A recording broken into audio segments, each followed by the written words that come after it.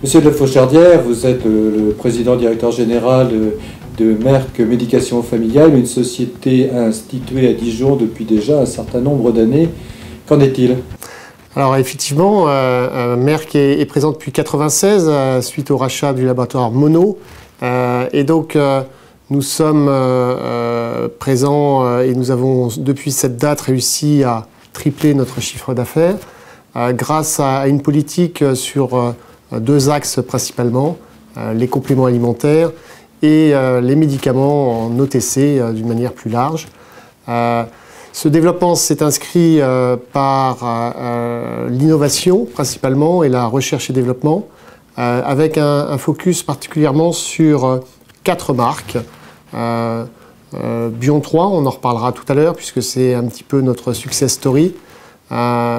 Fémibion, qui est une marque relativement jeune, sur laquelle nous allons nous développer dans tout ce qui est santé de la femme.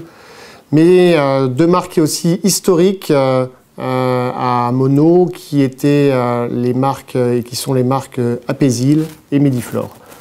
Est-ce que on entend parler beaucoup des probiotiques, par exemple. Est-ce que c'est le fer de lance de Bion? Alors effectivement, les probiotiques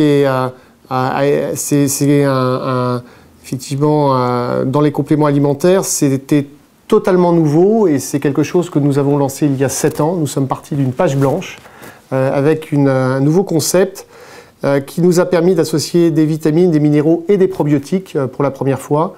Et aujourd'hui, cette gamme Bion qui est là représente un peu plus de 30 millions de chiffres d'affaires et il y a 7 ans, il n'y avait rien. Donc c'est extrêmement valeureux pour le laboratoire et pour les collaborateurs de Merck Médication Familiale, mais aussi pour toutes les actions R&D qui ont pu être réalisées, puisque depuis 2 ans, le Centre mondial de recherche et développement de la marque Bion est installé à Dijon, ce qui permet de nouer des partenariats avec un certain nombre de partenaires au niveau français, mais aussi au niveau international. C'est de l'innovation, donc c'est de la recherche. Vous avez un exemple concret à nous donner sur, sans trahir de secret bien sûr, sur un des travaux que vous menez actuellement? Oui, écoutez, le mieux c'est de parler effectivement des projets Vitagora où nous travaillons sur une nouvelle souche avec Senoble, mais aussi avec l'INRA ou AgroSup. Et l'objectif de ces travaux est d'ici 3 ans d'être à même de présenter une nouvelle souche qui n'existe pas sur le marché, que nous sommes en train de caractériser et de développer pour pouvoir justement amener la prochaine génération de Bion 3 et pouvoir continuer la success story de cette marque. Merci. Je vous en prie. Une réaction? Un témoignage?